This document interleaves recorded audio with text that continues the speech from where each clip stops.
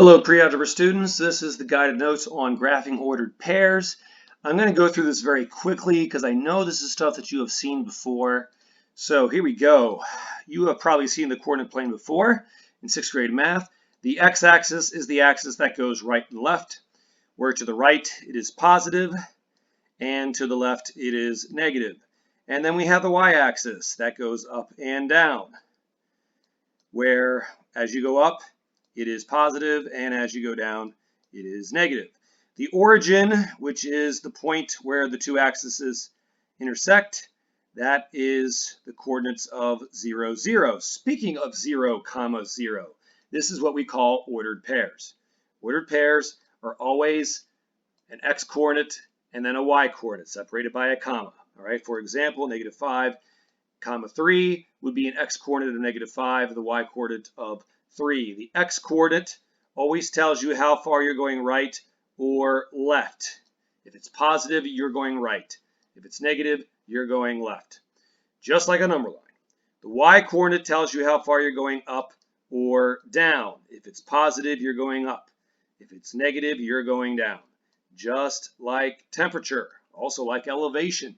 So for example, -5, 3, since the first number is the x-coordinate, and it's negative, you're going left 5. Since the second number is 3 and that's the y-coordinate, that means you're going up 3. If it was +5, -3, then the x is a +5. That means you're going right. The second number, which is your y, is negative, so you're going down. All right, pencils in your hand. Would you fill in the blanks here for 6, 11, what it means? And also -7, -2, what it means. Hit pause on the video, do those blanks real quick. Okay, I hope you have done that already. Here we go. If it's 6, 11, they're both positive. The 6 would be the x because it's the first number. First number is always the x, so you're going right 6. Second number is 11. That's the y. It's positive, so you're going up 11. -7, -2. First number is the x, but since it's negative, you're going left instead of right. The second number is -2. That's the y. Since it's negative, you're going down instead of going up. Some kids have taught me, for believe it or not, I had a kid teach me this phrase. Apparently this was taught in like 5th or 6th grade math.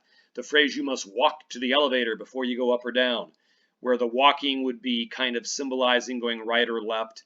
And then obviously the elevator is going up or down, which tries to help you to remember that the first number is the x and the second number is the y. If that phrase helps you, then go with it. If it doesn't help you, whatever. I mean, it's fine with me. Now, the 4 different spaces that are created by the x and y axis intersecting are called quadrants. Now, this word, I do not want you to get mixed up with coordinates.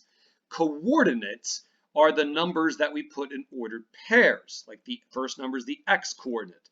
The second number is the y-coordinate. That is coordinate, C-O-O, and so on. Quadrant are referring to the 4 spaces created by the x and y axis. So this big space on the right is called quadrant 1, where every ordered pair is going to be a positive for the x and a positive for the y. Quadrant 2 is this big space over on the top left, where every x is negative, but every y is still positive. Quadrant 3 is this space down on the bottom left, where the x is negative and the y is also negative. And then quadrant 4 is this space on the bottom right, where the x is positive, but the y is still negative. That's what we mean by quadrants, and they are labeled using Roman numerals, not regular numbers that you're used to writing, Roman numerals. I'm not the one who makes the rules. I'm sorry if you don't like using Roman numerals, but that's how it's done. You can blame the Romans and then everybody since then in society and history using Roman numerals for the 4 quadrants. All right, at the top of the second page, the directions say, name the ordered pair for each point graph. So ordered pairs, those are the coordinates that we write in parentheses separated by a comma. Yes, you must use parentheses. Again, I didn't make this up. I'm just the teacher. You must put them in parentheses. And so, point R, we find where it is. We know the origin is here in the middle where the x and y axis intersect. And so we count I always count to the left or right first. 3 spaces left, so that is -3. Then 3 spaces up, so that is +3. And that's how you determine the coordinates for the point R. Same thing with point E. Where is point E? Well, it's way up here. So how do I get there? Start at the origin. Count from there. Always count right or left first. You're going to count to the right 1 space, so that means that X is 1. Then you count up 6 spaces. Forgive me for not doing that really straight, but count up 6 spaces, and that's why the Y is 6. So the first number is always the X direction, right or left. Second number is always the Y direction, up or down. Make sure you know if you go to the right, then the X is positive, but if you go to the left, then the X is negative. If you go up, then the Y is positive. If you go down, then the Y is negative. All right. So with that all being said, would you please hit pause on the video and do numbers 3, 4, 5, 6, 7, and 8 on the top of the second page. Do that now, then hit play when you're ready to see how you did. Okay, here we go. Hopefully you already did these problems on your own. Point D. You would go right 2, and then you don't go up or down at all. So the X is 2, the Y is 0. Anytime you don't go right or left or up or down, that's going to make a coordinate become 0. All right, point S. You don't have to go right or left at all to get to point S. So that makes the X 0. But you do have to go down, what, 1, 2, 3, 4, 5 spaces, so the Y is -5.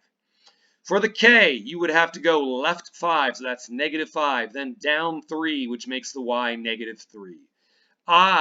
Point I is down here on the bottom right-hand corner. You would go right 4, and then down 6, so that's +4 for the X and -6 for the Y.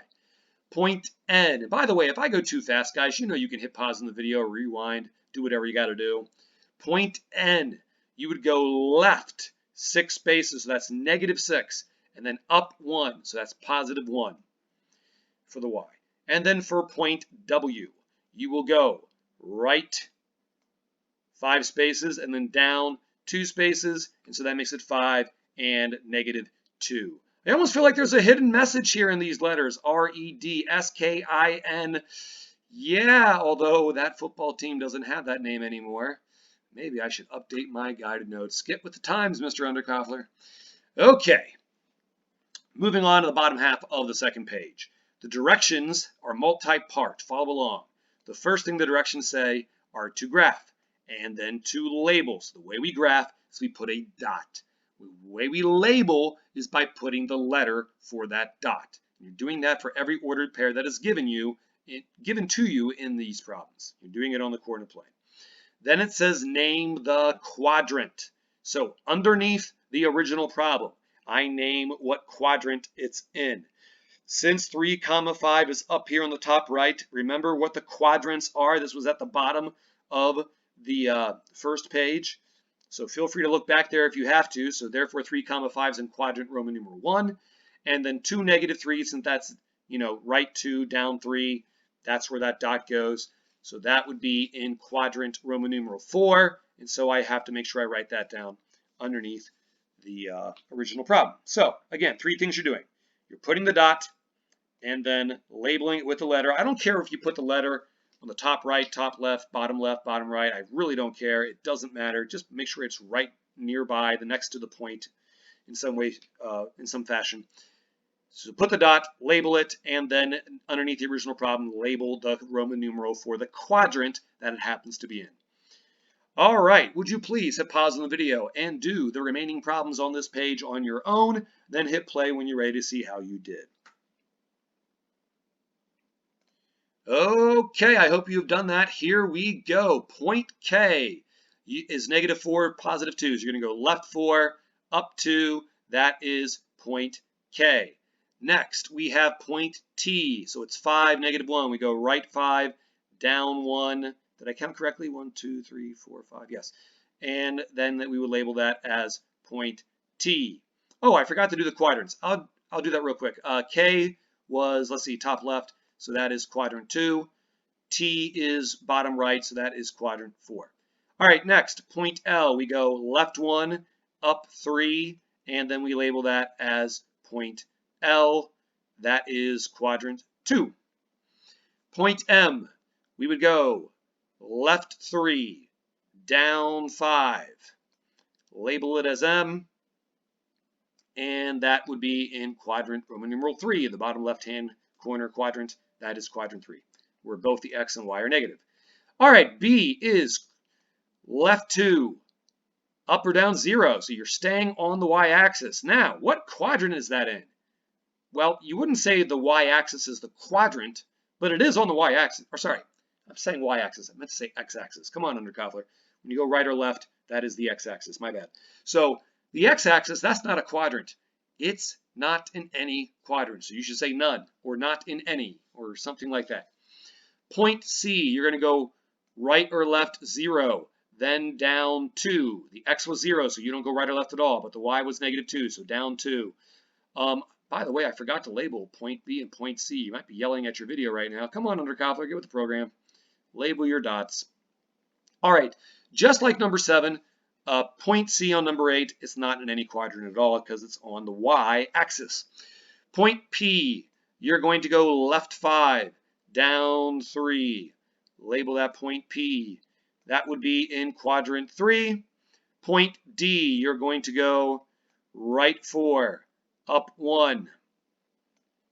That is point D, and that would be quadrant Roman numeral 1. And then lastly, point U, you're going to go what? Right 5, down 4. So it's going to be underneath point T. Put the U somewhere there, label it, and that is in quadrant Roman numeral 4. All right, now, 3 more points. These were a little more interesting because they had decimal or fraction mixed number parts to it. Point G, 1.75. So you're going to go right 1 3/4, and then you're going to go up 4. So that's going to, oops, I almost went too high. Almost went up 5. So going 1 3/4, 1.75, you're in between the 1 and the 2, but you're a little bit closer to the 2. So that would be point G. By the way, I cannot remember if I left these problems on your guided notes or not. If I did not, and these are made up problems that I did not give you yet, then hit pause on the video and do these 3 real quick. You can add them on to your guided notes. I honestly cannot remember if I left these problems in the current version of my guided notes or not. Forgive me. All right, so that's in quadrant Roman numeral 1. Point S, you're going to go left 2 1/2. So that's, right 1 or left 1, 2, and then halfway before you get to the 3. And then you're going down 1 1/2 spaces. So that's somewhere here. And then you'll label it as S. That's in quadrant 3. And then we have point W. The first number is 0, so you go right or left 0. Then you go up 4 1/3, that's about 1/3 of a space between 4 and 5. And so label it W. And since it's on the y-axis, that's not in any quadrant at all. And there you go. That is the Graphing Ordered Pairs Guided Notes. Once again, I can't remember. I should have double-checked this before I made the video, whether 12, 13, and 14 were actually on your copy or not. If they weren't, you can just add them on at the bottom of the page and put them on your graph, and you're good to go. All right. Thanks for watching. We'll see you next time.